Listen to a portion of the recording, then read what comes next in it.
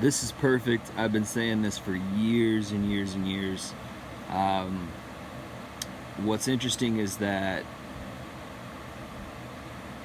people are constantly making the argument that, oh, women shouldn't date a man who's broke. Women shouldn't, you know, uh, entertain a guy who can't provide for her. And if you make that argument and you say that that's a biological imperative, that's ingrained in women, which I think to mostly the great extent it is, which I've maintained on my channel for years and years. Um, Women do not want to date broke men. Women do not want to date unsuccessful men. Women do not want to be around men who are not capable, competent providers, etc. Right? I've got my qualms with that, but if you make the argument that that's what women want in their biological imperative, how can you not make the argument that men don't want used women? Right?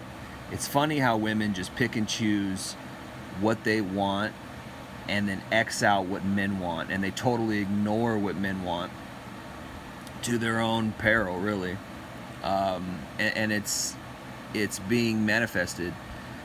Their choices have consequences, and those consequences are catching up to them. This is why women are constantly single in their 30s. They can't find a quality man to settle down with. They can't get married to the man that they want. They gotta settle with some beta guy or some degenerate guy who doesn't care about her past. If you're a man who doesn't care about a woman's past, you're a weak man. If you're a man who doesn't care about your woman's body count, you're probably a degenerate. You probably have no morals, right? So you just can't have your cake and eat it too if you're a woman, and you can't have your cake and eat it too if you're a man either. You can't be like, oh, I don't care about morals, but yet I'm gonna marry this woman and expect the marriage to be good. Oh, I don't care about morals, but I'm gonna marry this woman and expect her to raise quality children. I'm gonna marry this used up woman. It's not gonna work. You know, there's gonna be problems. She's gonna cheat. She's gonna have bad character. She's gonna be messed up in some way, right? So it matters. But let's watch this. A lot of guys are naive and they'll take a girl out on a date not knowing that she's got like 3 fuck buddies. I know the dating landscape and I don't feel particularly inclined to take a girl out on a date when she's fucking other dudes. I don't even want to date that chick. I want a girl who's properly single from the jump. Like if you got another guy in the picture, you can have him. Like I don't want to deal with a girl that is seeing other dudes. 100%, and that's just... A lot of guys are naive and they'll 100%, and that's just really that's kind of scratching the surface. Actually, you got to look at her past as well. Unfortunately, we live in an era where there's not a lot you can do because they're just all sleeping around. You got to find a unicorn, you know, the fabled unicorn. They're all sleeping around, man. Even if she swears off all guys and she's like, oh, I'm a born again virgin, or I'm not messing with anybody until I find the one, because a lot of women do that. They go out and they sleep around, they sow their wild oats, they have their fun, and then they play cleanup and they go get baptized and they go take showers and they go wash themselves and they go get a pap smear. No, I don't even know what a pap smear is. I should know what a pap smear is. What the hell is a pap smear? Anyway, probably something that they do when they're trying to get cleaned up, right? But no, you know, turn over a new leaf, born again virgin, all that crap. Doesn't matter. It's etched in her DNA. All those men that she swallowed, all those men that she let inside of her, right?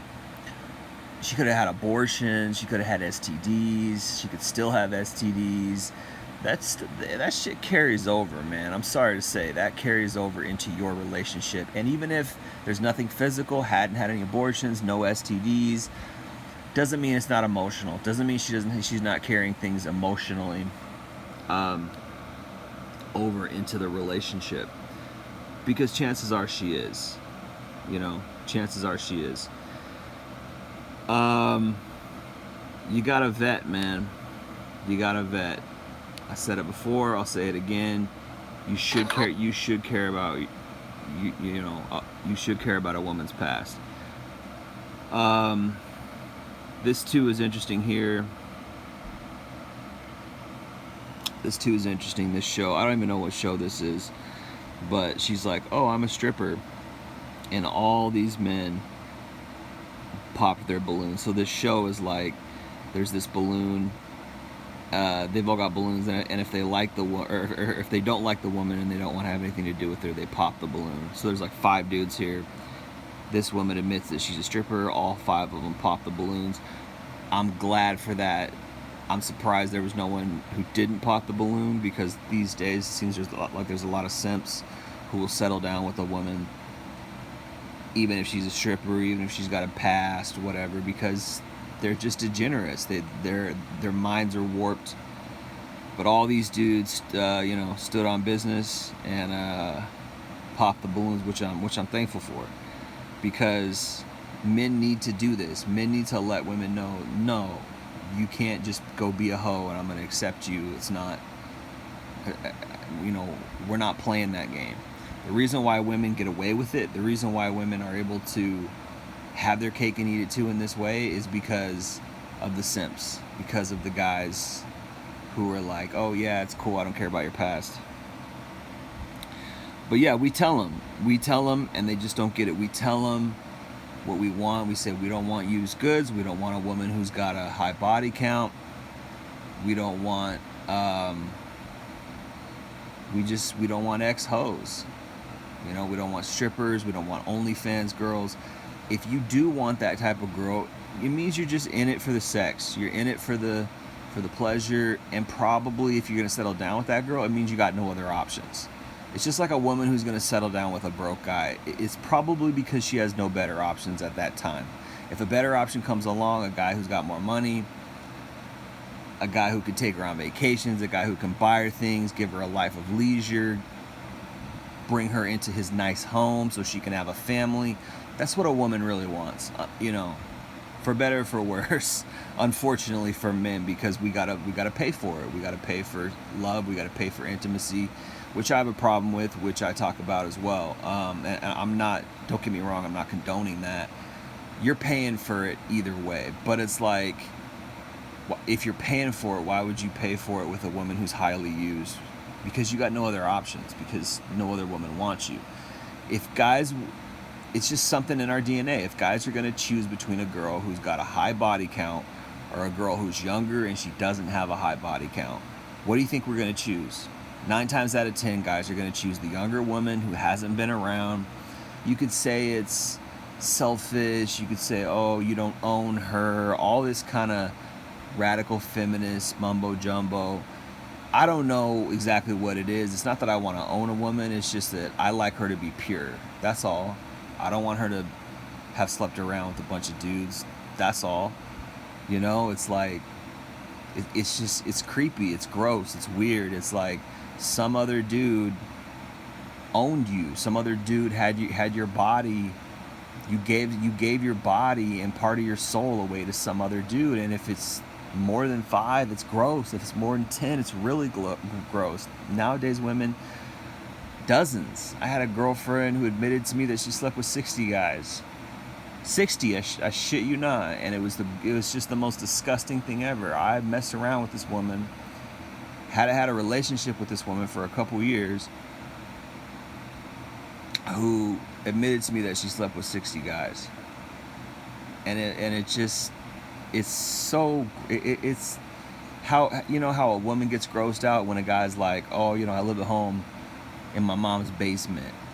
That's how turned off guys are when a woman says she slept with a bunch of dudes. Worse than that, I would say. It's so nasty. But it's funny. It's funny how, like, when a woman wants something, it's a priority, and oh, you better do this thing for me. But when a man has a standard, he's a misogynist. He's it's funny, and they're so silly because they'll come out of the woodwork to attack you. It's just a preference, ladies. It's a preference. When, women will be like, oh, it's, I got my preferences. I don't want to date no broke man. Well, when a man has a preference and he doesn't want to date a used up, a used up hooker, right? A used up, for lack of a better term, hoe, right? She's just out here giving her body away for free or whatever. Like, then we're misogynist. Then we're chauvinist. Then we're, oh, that's toxic masculinity. Oh, that's the patriarchy. Woo woo woo, right? What it really comes down to is they just want all the benefits and none of the accountability, right?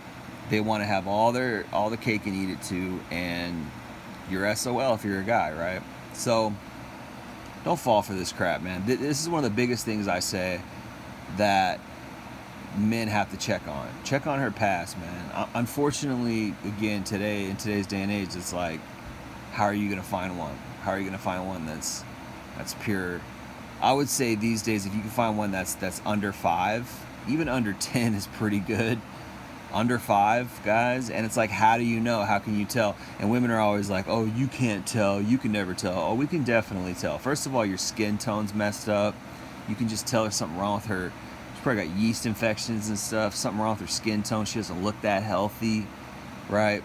We can tell by your attitude. We can tell by the way you carry yourself. We can tell by the way you dress. Women are so silly. They're so silly. They really think that they can fool us, right? Look at the way this woman's dressed. I mean, she didn't even have to say she's a stripper. Look at how she's dressed. I'd just be like, I'd extra out on that alone. You're advertising yourself. You're selling your body. First of all, cover yourself, right? I'm not saying you got to walk around like a Muslim woman, but, right? Cover yourself. Cover your legs. Cover your chest. When I see a woman out here with her chest out, I'm just like, nah, man. Nah, that's not how you want to represent yourself. That's not how you want your wife representing herself. Another thing I see a lot is like, women who are on social media. That's a subtle, hidden, major red flag. If she's on social media posting pictures of herself, that's a sure tell sign of a narcissist. That's a sure tell sign of a woman who's probably going to cheat. She wants attention. She's positioning herself as a thirst trap, right? That stuff doesn't float, man. That stuff doesn't float in a relationship. Not going to fly. This is why I say it's probably best for men to just stay single, because women today are just they're so messed up from so many different angles. How are you going to find a good one? And let's say you found a good one. Let's say you found a pretty good one. She might not always stay good. There's so many things that there's so many temptations for a woman. It's like walking through a minefield. There's just so many different angles that she can be tempted to cheat, or she can be tempted to do some messed up stuff.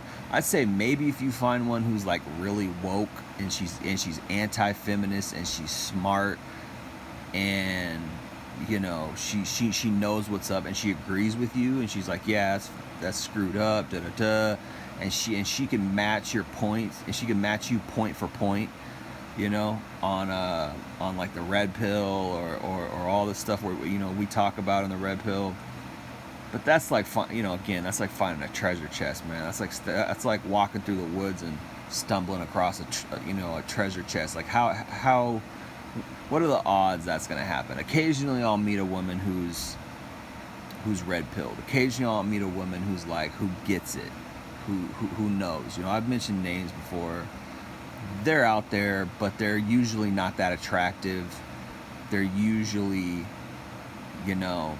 a little different. Like, they're not socially as, I don't know how to put it, but they're not cool. There's something off about them. But yeah, as far as like, I'm not saying they're bad or they're weird or anything per se, but they're just not like, if a girl's attractive, she's going to be in the in crowd. She's going to be cool. She's going to be invited to parties. She's going to be dating since she's 15, 16 years old. It's just what happens, man. It's just what happens. She's not going to be like a loner. She's not going to be, and what happens when that happens is they don't think different. One of the things that really changed my life was being rejected a lot. One of the things that really changed me to start being a thinker and to start analyzing things and to start seeking truth and things like that was, again, being rejected a lot, not being part of the cool club. And I've had both. I've been part of the cool club. You know, I played basketball in high school. I grew up, you know, I was always into like wearing cool clothes. I had older brothers who were cool. Like, they always got girls, so I tried to like be like them. And I'd always have girlfriends and stuff. And believe me, I've been on that side of the track. And I've also been rejected as well. You know, I've been rejected a lot by women. I've been, you know, shunned by friend groups for various reasons.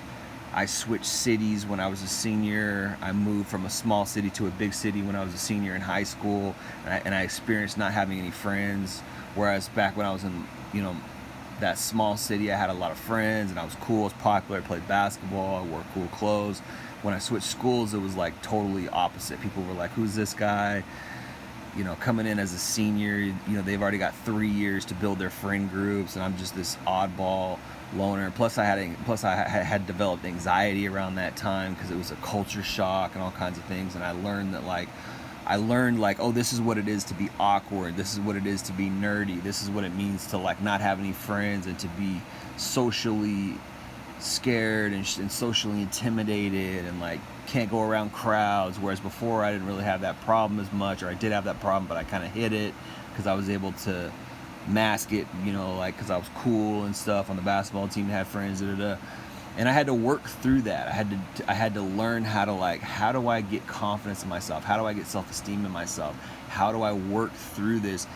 But when you're like a hot girl, when you're like an attractive girl, you're just ushered in. You don't have that, you know, to whatever extent. I'm sure that like they're afraid of like, oh, what if somebody doesn't like me? I'm sure they're really trying to. Many people are just stuck in the matrix. They're trying to conform. They're trying to make sure everybody likes them. Oh, I gotta conform. I gotta. But for the most part, like if you're a hot girl, like you just don't have to try. You just show up and you know, if you ever like talk to a hot girl, if you ever like listen to what they say, there's nothing going on in their heads. They're not intelligent because they don't have to be. I'm a firm believer in the fact that people are shaped by their environment. You're shaped by your environment. If you have a hard life, a hard environment, it does something to you. Either you adapt or you crumble or you just survive, you know. A lot of people, I'm not saying I'm some kind of hero. Believe me, that's not what I'm trying to say at all. Like I got a lot of weaknesses, I got a lot of faults. But it forced me to think. It forced me to grow. It forced me to learn. And I still struggle with arrogance. Or not, arrogance is the right word. I still struggle with impetuousness. I'm impetuous. I still struggle with, you know, anger, certain things like that. But being in a poverty situation, being in a situation where I had friends, I was cool, and then I lost it all, and for years nobody thought I was anything, and like it teaches you other sides of life, and then you grow in emotional intelligence, you grow in abstract thinking, you grow in morals. Maybe if you put yourself into moral things, you know, for me it was the Bible. For me it's, you know, and my mom gave me a strong moral foundation of right versus wrong growing up, but which a lot of people don't have. Unfortunately, a lot of people really don't have parents who really taught them right from wrong. A lot of parents really kind of fail in that regard, which is very sad. But anyway, man, you know, kind of lost my train of thought. But they you know, they just don't have, they don't know, you know, they're given everything. So if you can find one that's like, yeah, I suffered, you know, I went through this, you know, I was abandoned by my family, or like I got stabbed in the back, or this, that. But it's like, even then, like, You know, that's one thing I pay attention to is like, listen to a woman's story. Listen to a woman's story when she's telling you her story. Listen intently to her story and read between the lines. Like, because when she's telling you her story, like how she got to where she is, a lot of women will do that. They'll tell you their story. If she's not telling you her story, she's hiding stuff, probably. But there's a lot of tells. But if she does tell you her story, pay attention to her story and ask about her story. You know, if she's not telling you her story, ask about it. You know, ask about it. How'd you get here? How many people have you dated? What's your family, home life like? These are things you need to be asking a girl. Don't just, you know, guys, because we want the pussy so much, we're just like, oh, like, whatever I gotta say, I gotta be charming. Okay, maybe. But once you start dating her, then what? Then you better start asking questions, because there's a good chance you're gonna fall in love. There's a good chance that, you know, well, I don't know about these days. There's a good chance you're gonna fall in love, but if that's what you're going after, if you're going after a relationship, you better be asking questions. Guys are so caught up in scarcity mode that, like, we're just like, oh, I'll just take whatever I can get. I'll just, you know, any woman who takes me, I'll take her, and I just gotta hang on tight. Hopefully she doesn't leave me. And women take advantage of that. They can tell. You know, they can tell that you're desperate, and a lot of times they're just choosing you because you're the best option. And they're like, good, he's desperate. He can't get anyone else. He's not going to cheat on me like those other 80 guys I messed around with who had all kinds of other options. Because that's what she first wants. She first wants that dude who all the other women want. It's called pre-selection. They want the guy who all other women want. Because they're like, oh, okay, these other women want him. He must be hot. He must be competent. I mean, they're just, you know, they got these lizard brains. They can't decipher for themselves. They can't get to know someone, right? And like figure out if he's really intelligent, figure out if he's really competent in certain ways, or figure out if he's a good guy with a good heart and good morals. Like those are not things that they're looking for. They're looking for, do other women want to fuck him? Do other women want to date him? If that's the case, then that means he's high value. Does he have outward signs of money? If that's the case, that means he's probably high value. Like, you know, they're just shallow. These are really shallow things, but they look for those things. But those things can come and go, and I'm not saying those things aren't necessarily important, because it says something. Yeah, if other women want you, or if you're outwardly successful, it means something. But it doesn't mean you're going to be loyal. It doesn't mean the guy's got morals. It doesn't mean the guy's a good guy, right? But vet her. Try to figure out who she really is, right? Have her tell you her story. If she ain't got no story, or she's saying some dumb shit, or she's got no intelligence on her, like, you can just tell by the way this woman is standing, she's not intelligent. I can just tell by the way she dresses and the way she's standing. This is not how an intelligent, quality human being presents themselves.